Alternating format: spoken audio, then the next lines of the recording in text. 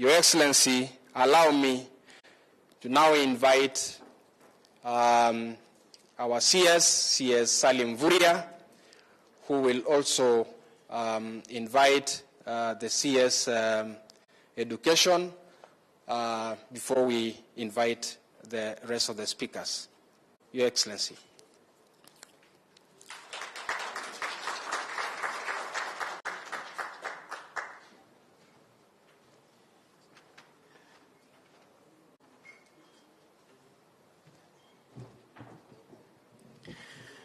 Your Excellency, the Deputy President, Honorable Rigathi Gachagua, my colleague, Honorable Machogu, Excellency Governors and Deputy Governors, ladies and gentlemen, good morning. I wasn't sure I was going to speak, but thank you very much for giving me the opportunity, because this is a very familiar territory for me. I'm sure many of you know that I also served 2 terms, but more importantly, I was also Vice Chair of the Council of Governors, and therefore most of the issues that are under discussion are very familiar. I think for me, what I want to advise is that the office of the governor and that of the deputy very critical offices to work together. There is no gain for any of those offices if there are tensions. And I think we can borrow a leaf from His Excellency the President and the Deputy President. And I think there's a lot at stake for counties to be able to deliver. I think devolution is now on its 3rd term, and there's no reason why, as a country, we should be struggling with the same issues that we had in 2013. Right now, there's a good enabling environment. Our President and the Deputy President are very committed to devolution, and I think it is upon county governments to take that opportunity so that the partnership between the national and the county government can be beneficial to counties. Your Excellency, just briefly, I also want to say that in the Ministry of Mining, Blue Economy and Maritime Affairs, we have been very emphatic on working with county governments, and that is why even the projects that have been funded by our international partners, most of them we have reviewed so that they can be able to align with county governments and national government priorities. The KEMSED project, which is here in cost, which has a budget of 10 billion, has already been reviewed, and whatever is being implemented is as per priorities of county governments. Last 1 week, I had a meeting with the county representative of IFAD, because IFAD is funding 15 counties in the Lake region, in Mount Kenya, and also in Western, and they have a budget of 14.9 billion. We have already agreed that that has to be reviewed so that all the aquaculture activities that are being funded, they are aligned with national and county priorities. So I don't have much to say. I think I want to wish you a good forum. This is an opportunity for you to share experiences and come up with resolutions that will continue to strengthen devolution in our country. Thank you very much, and God bless you. Karibu sana, Mheshimiwa Machogu. And I also want to say we have also now worked on the 20% royalty sharing for 32 counties. So there are no challenges anymore. The figures are known, and counties will be able now to access those funds through the additional Grants Act. So I think from 1st of July, we should be able to see counties benefiting from mineral royalties. Thank you very much. Yeah, thank you. Thank you, Your Excellency, the Deputy President of the Republic of Kenya, the governors present, the Governor Mombasa, the Governor Nandi, Your Excellency the Deputy Governors, Your Excellency the Waziri, because one's Excellency always one, my friend Sarim, Your Excellency, I'm happy to be here this morning with you. Actually, as I came, I was having in mind the function that we are having in Kware, but it's also a good opportunity that I have to interact with my brothers and sisters, the Deputy County Governors. Your Excellency, one such ministry that does interact directly with the governors is a means of education. And I thank these people because as I move around the country, doing my assignment of education, I have interacted with quite a number of deputy governors here, and I want to thank them, particularly Your Excellency, because our objectives and goals in the means of education, particularly on the 100% transition, these people here have been able to assist in making us achieve 100% not only in junior secondary schools, but also in senior secondary schools. Asante sana.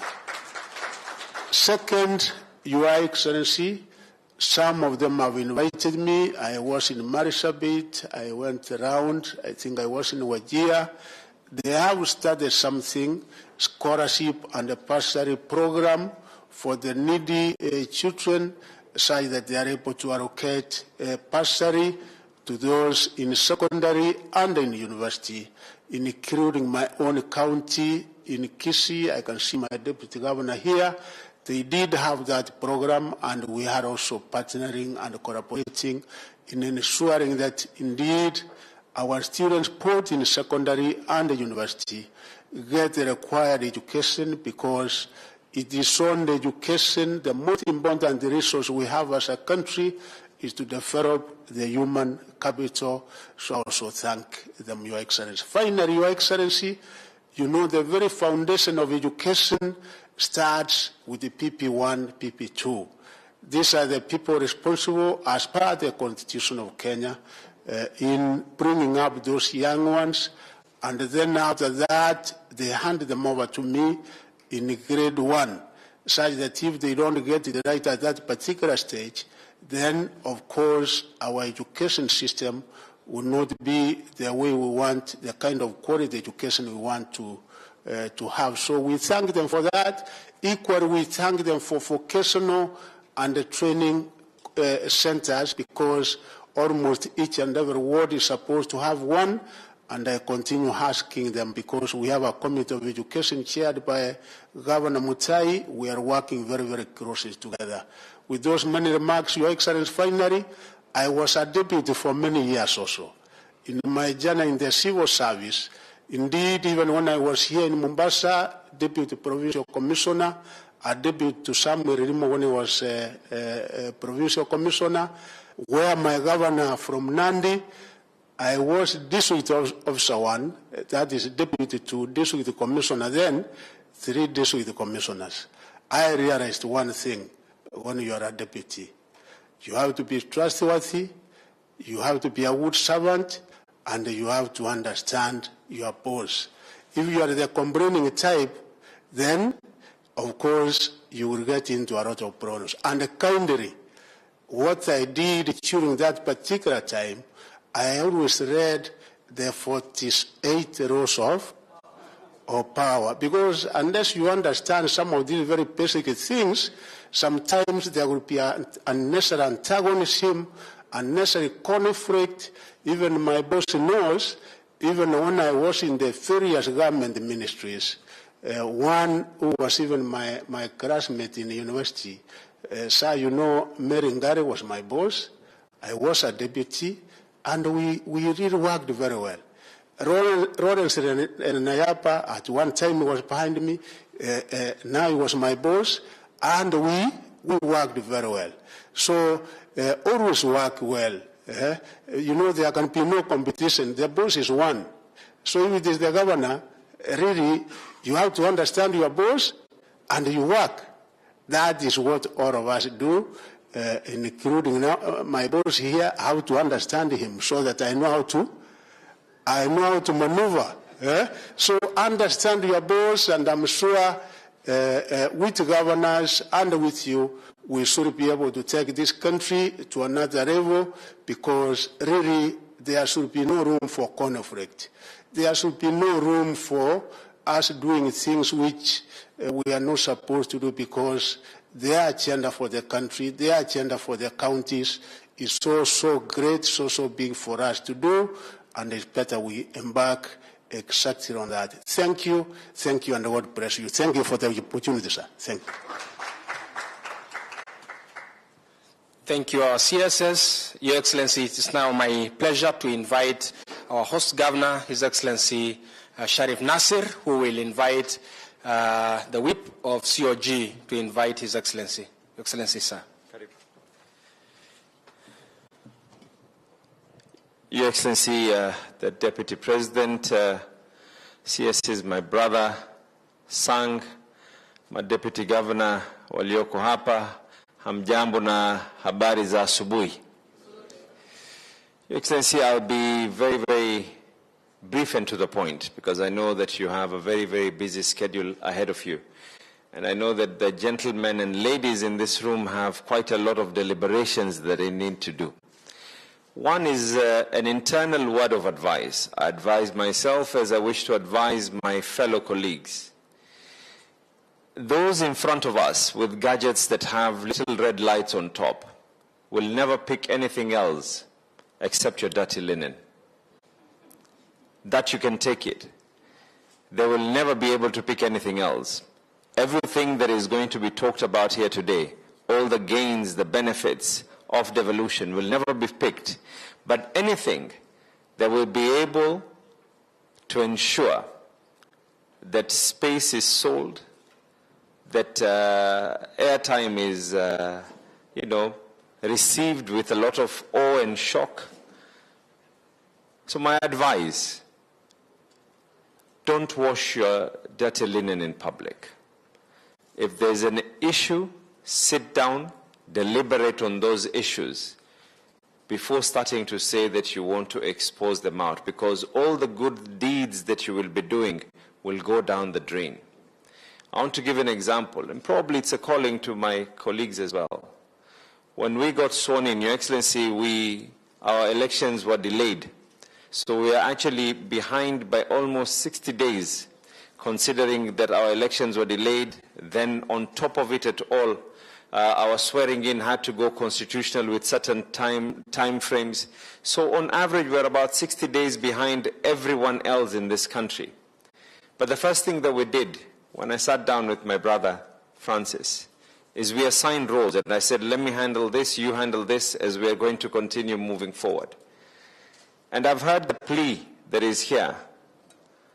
I took the initiative. Not only did I sign an executive order where I delegated responsibilities of what needs to be done in the department, but I also picked up the phone and called SRC myself. And after that call, I even made a letter that I personally wrote to the Public Service Board and to SRC, stating the belief that the role that I've given to my deputy, he deserves this and this and this. And I think there's totally, he's done an excellent job. Even today, I will ask you that you don't hold him for too long, because there's something that he has to go and do, as I'm also going to be with the deputy. Your Excellency, and lastly, there's no better forum to discuss about issues to do with devolution than a forum like this. The way I look at it is we need to look at every challenge not as an obstacle, but as an opportunity. Your Excellency, we came on board, and this is now the plea that counties have to national government, that we need better harmony, better understanding, better cohesion, so that that spirit of 48 governments under one nation can be able to be enshrined, not in word, but in through actions. An example, Your Excellency, is we inherited, there's no county here that did not inherit pending bills. we inherited bills, pending bills worth billions. First thing that we were able to do, Your Excellency, county cabinet was able to pass a resolution that we need to come up with a solution. A solution was able to be provided. We've talked to the financial institutions, and we're lumping out all approved and confirmed pending bills to be negotiated, and we have already finalized with a financial institution to buy off all those bills, where now my burden is one payment to a financial institution at the end of the month, so that my CECs don't start getting court orders that they have to be arrested because of a pending bill they were not even aware of. But Your Excellency, we'll now need Treasury's concurrence. And this is now where the cohesion is going to be able to come in. That we acknowledge that there's pending bills. We can either decide to lump them aside and continuously fight, or negotiate and reduce those pending bills, pay them, inject money into the economy, and in turn, counties can be able to offset this as we are trying to get on our feet in many things. Your Excellency, we understand that there's no money. We truly do understand. I feel the plight of national government. I feel the plight when we're discussing and you say that there's no money. But when we are 4 months behind, and I know Governor Sang may not say it much, but when a county like Mombasa, which almost 85% of our equitable share, Your Excellency, goes to salaries. When you're 4 months behind and the staff don't want to know anything, doctors were about to go on strike, kama si ile akili hapa na pale, Your Excellency, that I was able to strike some issues with banks and our own source revenue, I would have not been able to pay salaries yesterday. And we would have been another dilemma with the rains and everything else. So we're asking for the support in things like contribution in lieu of rates, that the state departments that own properties for all counties in this country, these are issues that have been discussed from the first Council of Governors till today, and I don't think any contribution in lieu of rates has been paid. And I'm confident, I'm personally confident, Your Excellency, that with vibrant PSs in your midst, with the vibrant cabinet administrative secretaries, with a vibrant council of governors, I'm confident that we will be able to overcome those challenges so that we can now comfortably say that we looked at challenges and turned them into opportunities, and we did not leave them as extra challenges for others. And for those many words, Your Excellency, once again, Karibu, I know that from here we are going for another event. I want to welcome you once again. And Your Excellency, I know that the national government is passing legislation that counties, if they want to put any form of laws or anything, they should pass through national parliament and senate. We have one law here, Your Excellency, and I'm sure you will be able to agree with me in that law. And that law has been unwritten law, but now we want to make sure that it is going to be written. Our law is very simple. When you come to Mombasa, please make sure you finish all your money here. Don't go back with it. The allowances that you are given. Hata wewe pia, Your Excellency, ukifika Mombasa, maliza yote hapa.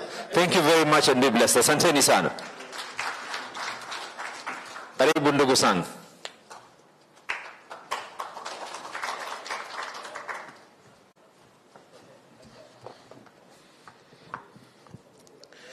Your Excellency, finishing every coin that we have in Mombasa is not in the spirit of devolution. So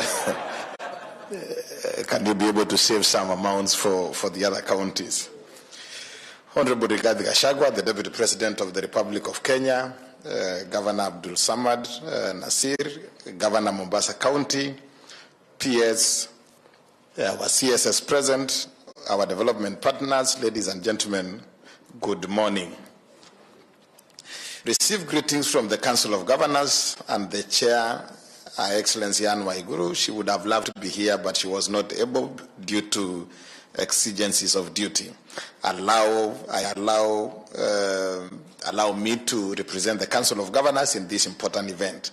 Today, we are honored by the presence of His Excellency, the Deputy President, Honorable Rigathi Gachagua, for being here. And your being here is a testament of the current national administration's value for devolution and its leadership. With this goodwill, we are hopeful that cooperation, coordination, and consultation and collaboration between national government and county governments will be a norm and not an exception. The COG affirms its full support to you and the President in the implementation of the bottom-up economic transformation agenda. A special recognition and appreciation to my colleague Governor Mombasa for hosting us this week in your great county. To the Deputy Governors, convening this meeting is timely and commendable.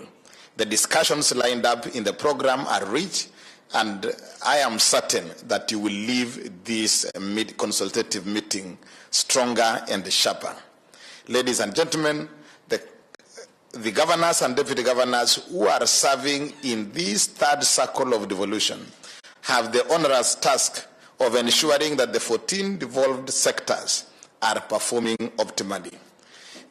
As we usher in the third circle of devolution, Kenyans do not want to hear any excuses, but absolute delivery on the mandate given to both levels of government and particularly county governments. The public pressure is on, and on top of Kenya's priorities is the reignition of economic transformation and delivering on affordable and essential services to all Kenyans across the country. Since 2013, Your Excellency, the journey from a centralized system of devolved government has been marked by the good, the bad, and the ugly. For a start, we must appreciate the fact that all county governments are now operational, though we acknowledge that more needs to be done to ensure that basic rights to education, higher standards of health care, clean water and sanitation services, decent and affordable housing, and others are delivered to our people. One thing that we must appreciate while comparing Kenya's devolution journey with its peers in Africa, Your Excellency, we are not badly off. There are countries that are still struggling with the challenges like resource allocation in their local governments, despite implementing decentralization over many years. Though I recognize that inadequate resources and delayed disbursements have been a perennial thorn in the flesh of devolution family. We must also acknowledge that the Constitution, the Public Finance Management Act, and the courts have played a very critical and integral role in ensuring that counties are not undermined through financial starvation. I am, however, aware that as I speak today, counties have not received the equitable share for the 4 months. Such hurdles must be overcome so that devolution is not stifled. Your Excellency, the Deputy President, as our chair of IBEC, we plead that you strongly advance this agenda and push to have timely disbursements of resources to counties to avoid the clipping of county operations. And Your Excellency, Deputy President, about 2 months ago when we had a similar crisis, a phone call by yourself ended up releasing 2 months disbursements to counties.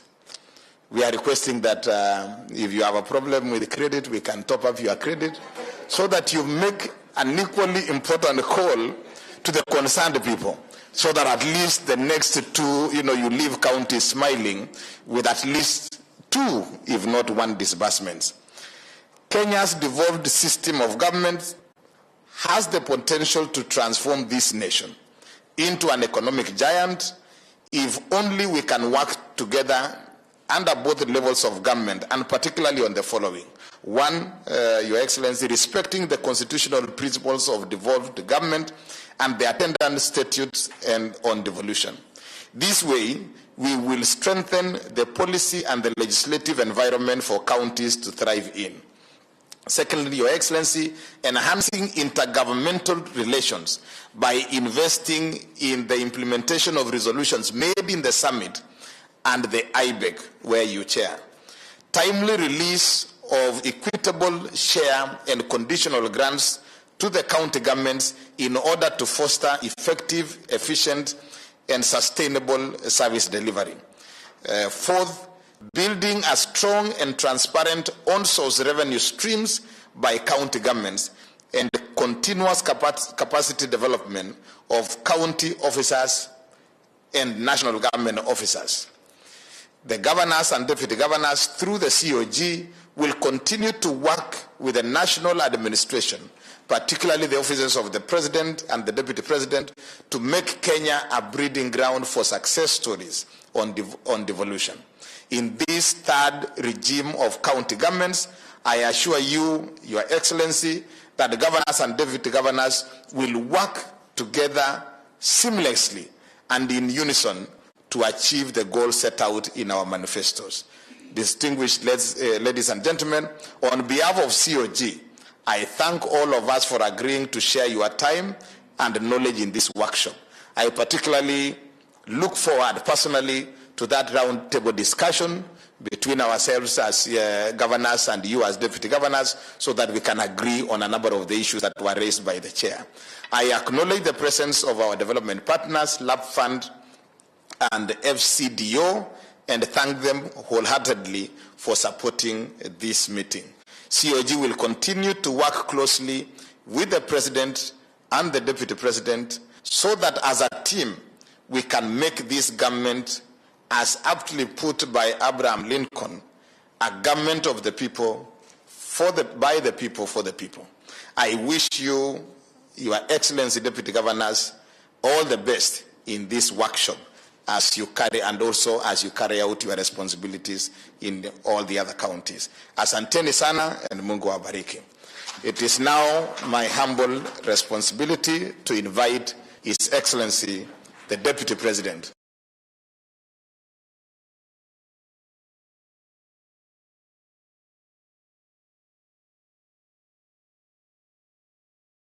President William Ruto settled on me as his deputy because he was persuaded that I was and am equal to the task. Similarly, I assume that your bosses, the governors, picked you to deputize them because they were convinced you are equal to the task. Most importantly, we had with the president, and still do, and enjoy a chemistry of friendship. We also shared in our aspirations of restoring the dignity of our people, rebuilding our nation, and taking the country to the next level of development. Upon election, we had a conversation and agreed on how to jointly deliver on our promise to the people. We are joined at the hip. The success of William Ruto as president is the success of Gachagua as deputy. The failure of President William Ruto as president is the failure of Deputy President Gachagua. Similarly, the success of your governor is your success. The failure of your governor is your failure. It therefore behoves you and your governor to work together collectively to succeed, because both of you have a 5-year social contract with the residents of your county. That contract will be renewed on successful delivery or terminated on failure to deliver. So you are in the same boat and suffer a similar fate either way. Through Executive Order Number 1 of 2023, President William Ruto spelled out my roles as Deputy President. A clear definition of the roles and responsibilities of the President and the Deputy has helped us work in a complementary and not in competition. Indeed, each one of us is very busy. We have no time to idle around or entertain destructive and destructive business. Our bosses, the Kenyan people, are looking upon us for results to uplift their standards of living. Ahead of the August 9, 2022 general election, hardly any deputy governor was working well with their governors. While part of this agreement was due to competition of ideas and political ambition, the first and the main casualty was service delivery. The victim were the people. And I want to say, the situation at the national level then, where the then president was outrightly and openly undermining his deputy and encouraging junior officials to undermine him, contributed to the same behavior by the governors. Or rather, the governors had learned bad manners from the president. Now that the situation is different, we have a president who works well with his deputy, respects him, gives him work. We expect our governors also to learn those good manners from the president and allow their deputies space to work. I want to say, in all my life, my public life, I have been an assistant. I was personal assistant to the head of public service, Professor Philip Mbithi, in the early 90s. Later on, in the early 2000, I was a personal assistant to President Uhuru Kenyatta. And today, I am principal assistant to President William Ruto. The duty of a principal assistant is clearly spelled out. One is total loyalty to the boss. Secondly, is to keep up with his pace. If he is hardworking, you work as hard. If he is lazy, you slow down, so that you are able to work together. For me, my boss is on the first lane in terms of hard work. So I struggle to keep up with his pace. But he has allowed me latitude to work. And he has allowed me to be creative and innovative. He has given me a budget. He has given me all the necessary support. I have no excuse to fail him and the people of Kenya. I have to work very hard because the president has been very kind to my office. Of course, having come from a very difficult situation, and he will never allow what happened to him to happen to me or anybody else later.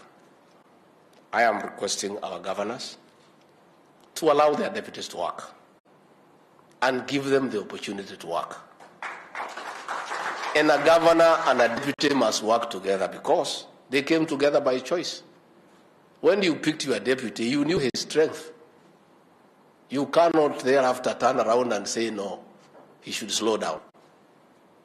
I want to urge our governors to allow their deputies to assist them. The truth of the matter, a hard-working deputy is a good thing for any boss. And unless you have inferiority complex and you feel inadequate, why should you not allow your deputy to work?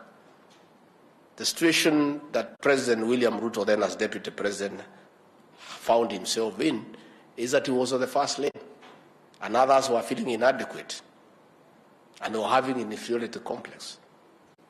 And I can tell you, a conflict between a president and his deputy, a conflict between a governor and his deputy is very bad for the residents. The kind of trouble we have as a country in terms of matters economy largely was because of that conflict. I want to urge our governors to create a working chemistry with their deputies because they went to the election as a pair. But you also have a job to do. You have, the way the CS Education has said, the boss is a boss and the boss is always right. It is you to create a working chemistry with the boss. The responsibility is much more on you than the boss. You have to know your boss. If he's an early riser, there's no way you can agree if you wake up late. If the boss gets to the office before you, then already there's a problem. If the boss works throughout and yourself you're on holiday, you are going to have a problem. So you must study the boss, understand him, and align. And the responsibility is yours as a deputy. The other thing, my good friends, my fellow deputies, me, I found a way to survive. I want to guide you. Please, never discuss your boss with a third party. Please. Not even your wife or your husband. Again, if there is a problem, don't grabble out there for your boss to hear you are grabbling. If there is an issue, look for him, sit down, respectively, and raise the issues, and the two of you can sort it out. Many times people come to see me to try to encourage me to have a discussion about my boss. I never let them go beyond the first sentence. Discussing your boss is out of question. Grabbling about your boss out there for him to hear you are grabbling is out of question. Look for him, or her for that matter, and if there are issues, you'll be able to sort them out. And I'm sure the same way you are moving together when you are campaigning, you are able to create some chemistry, and it's good for the people. Again, for those governors who are on first term, as deputy now you have so to be careful. Because if you start depicting tendencies, like you may think or you are planning to unseat him in the next election, you are likely to have problems, definitely. So you just have to be contented in being a deputy for the 2 terms. Then thereafter, if you have your own ideas, utajipanga huko mbele. But if you start creating your own space within the first term, the governor is likely to feel uncomfortable, admittedly so, because he's a human being. So let's agree that as deputies, we have to be humble to our bosses, we have to respect them, we have to consult them, and it's our job to create a good working relationship. I ask governors across the country to make good use of their deputies. I am a living example. The president has given me 9 functions. I can hardly cope. And the 10th function takes most of my time, 70%. The 10th function is any other duty assigned by the president. That takes 70% of my time. I am an extremely busy person. Yesterday, we had a conversation with him after cabinet, and he was asking me, this work is so much. I'm working so hard, I cannot clear. You are working so hard, both of us cannot clear. Those fellows who had denied me work, what were they up to? So this work is too much. There is enough for everybody, even counties, governors. Let us make use of our deputies. Let us give them specific functions. I urge the governors to do what the President William Ruto has done in my case. He did an executive order and spelled out my duties. First and foremost, I'm the principal assistant to the president. Number 2, I chair cabinet committees. Number 3, I oversight and coordinate implementation of cabinet decisions. Number 4, I'm in charge of intergovernmental relations. Number 5, I chair IBEC. Number 6, I coordinate development partners. Number 7, I coordinate constitutional commissions and independent offices. Number 8, I'm in charge of the Nairobi River Commission. Along the way, he has added me coffee reforms, tea, and milk. And of course, any other functions assigned by the president. I am an extremely busy person. I can hardly cope. And he has given me a budget and every necessary support that I need. And all that is to his benefit because he is the president. He is the one who has a mandate from the people of Kenya. So when I make his work easier, he is the winner. And that is what a clever person does. So when you deny your deputy a chance to make your work easier, you must be foolish. Because this work is yours. At the end of it all, he takes the credit. So if you get a hard-working deputy, you have every motivation to enable that deputy and empower him or her and facilitate. Because at the end of it all, the ultimate mandate is with you as a governor. The deputy is there with you, but the ultimate mandate is with you. So I want to urge our governors to borrow a leaf from President William Ruto and allow the deputies to work. Na nyinyi mkipewa hiyo nafasi, muitumie vizuri. Be respectful to your bosses. Consult. Musisengenye hawa. Don't undermine them. Keep up with their pace. And most important, finally, is that you must be the defender of your boss. That is your first duty. Because if the boss is in trouble, automatically you are also in trouble. So from a very selfish perspective, you must defend the boss. So these Azimio fellows sometimes don't understand me. You think I'm too combative and abrasive. No, I'm just doing my job. I have to defend my boss. Wakipanga maandamano, niko hapo. Wakileta kelele, niko hapo na wajibu. Because if you don't do that, if your boss is in trouble, you are equally in trouble. The two of you are like Siamese twins. And because he cannot defend himself, you must cover his back all the time. You let the boss to be in front, to pursue the development agenda, to fulfill his manifesto, and you stay behind him and watch his back from all sides. Any ammunition towards him, you stop it. You must agree to take the bullet on behalf of the boss. You must be in a position to step. If somebody is shooting at him, you must come in between the boss and the bullet and take the bullet on his behalf. I don't know how many of you are willing to take the bullet for your boss. Mine, I do. That is why even these Azimio characters are threatening to report me at The Hague. I don't know how defending your boss can be a crime against humanity. I think these Azimio characters have lost their head. Yeah? I think they have been in the streets for many years. They don't even think well. How can defending your boss and his programs become a crime against humanity to be reported at The Hague?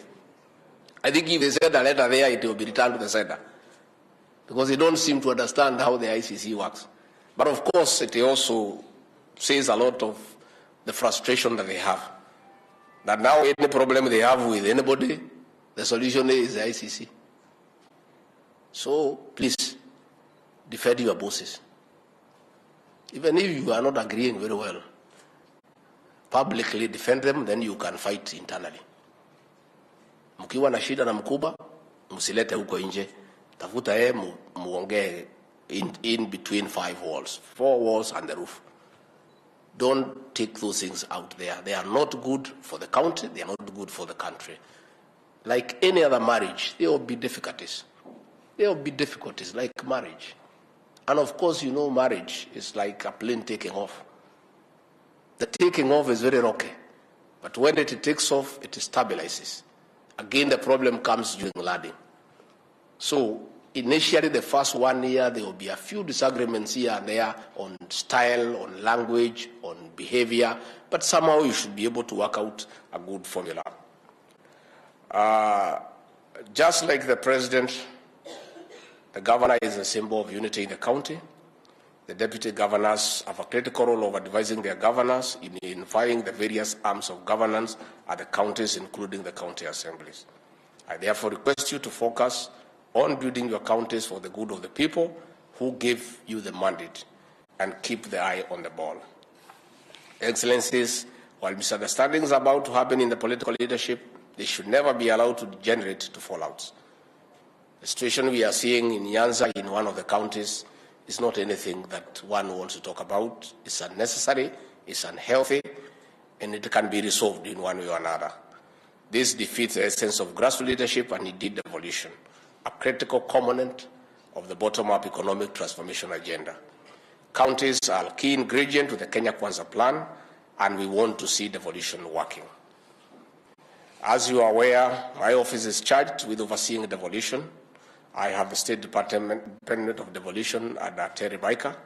It is open to you, and you should feel free to walk in and engage me, irrespective of your political affiliation. We are serving the same people and the same nation. It is our responsibility to resolve any conflicts before they escalate into a crisis. That is why you saw me spend time in Meru when there was a problem between the governor and MCAs, and I solved it. The county is quiet because devolution must succeed. Again, that was any other function assigned by the president. Again, I had to move to Kericho, where the MCAs were making work impossible. Again, I was able to sort it out. So I was told by somebody the fire extinguishers I used in Kericho and Meru, I should keep them near just in case there is another problem somewhere else. I can be able to come in. President William Ruto remains committed to the success of devolution. And that is why we have made a decision to align the national government administration and all other national government officials that governors, the deputy governors, and the county governments are not their enemies. The previous administration had created a scenario where national government officials treated the county government as enemies. We have led by example. The national government and the county governments are one. We serve the same people. And we have so directed all officers of the national government administration, and I'm sure you can confirm that today we have the best relationship between the county governments and the national government, and it will remain so during the term of President William Ruto and I, because it's good for the country. Finally, the governor of Mombasa, the governor Nandi, they have raised the issues of disbursements. It's true. We have had challenges because the president and his government have made a conscious decision that it is not sustainable and it is not prudent to borrow money from banks at 14% to pay salaries. We have agreed as a government that the only way to restore the economy of this country to where President Mwai Kibaki left us is to fund our budget through revenue collection. That is why last month we had a slight challenge. There was a slight delay on payment of salaries because the previous administration used to borrow money from banks owned by the same leaders to pay salaries. And we have said no.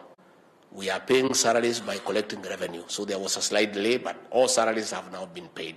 Let nobody push us to go and borrow money from banks at exorbitant rates to fund counties or to fund our current budget.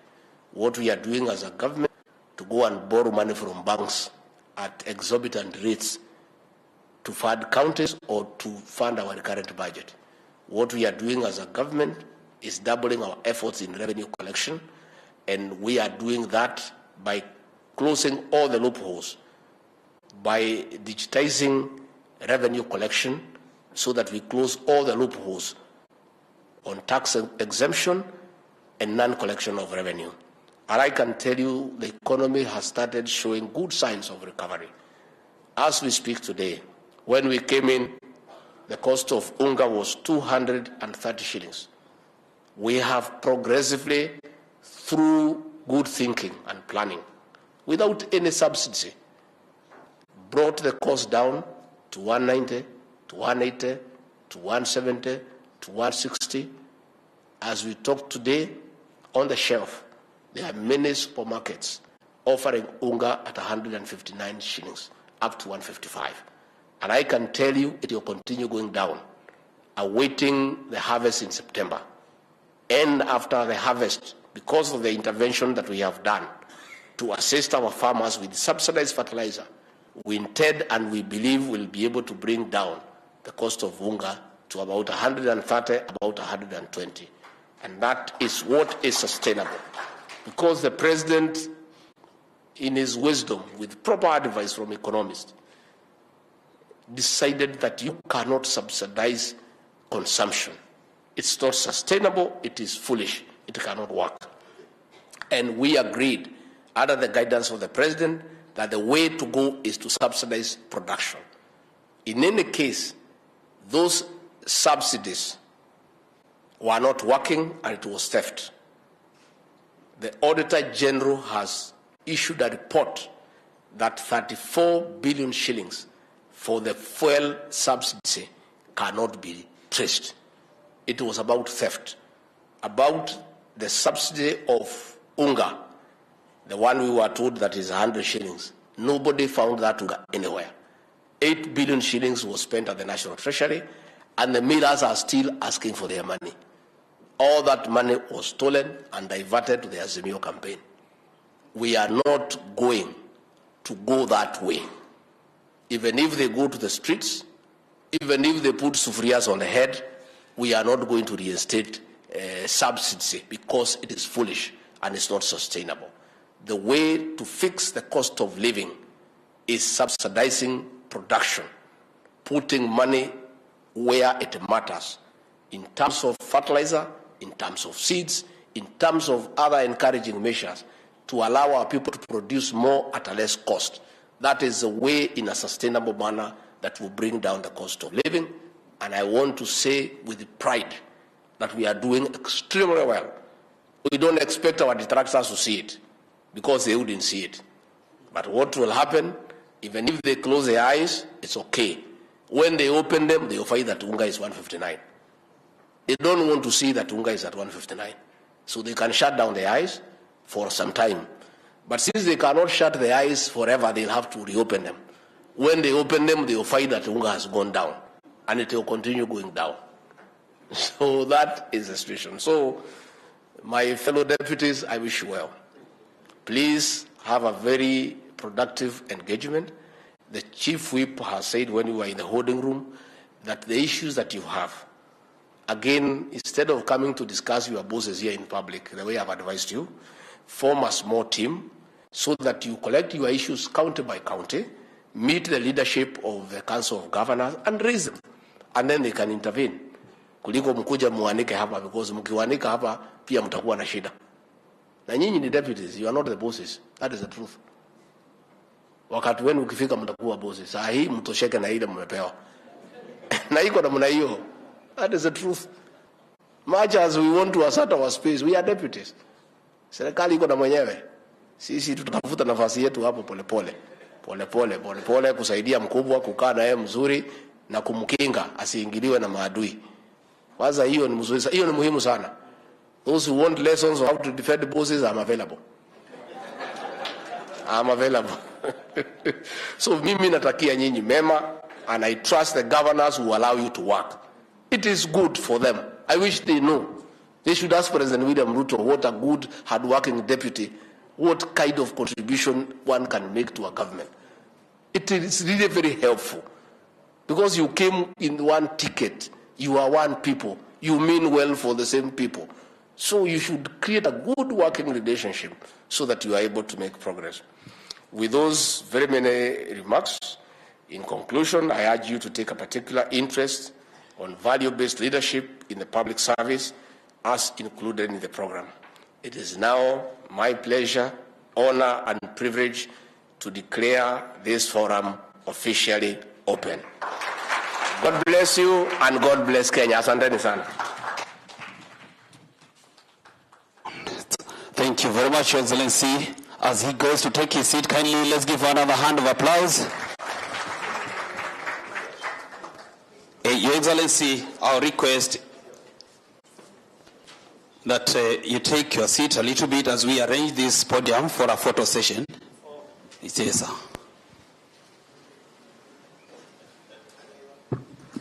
The first photo will include all of us, the deputy governors, then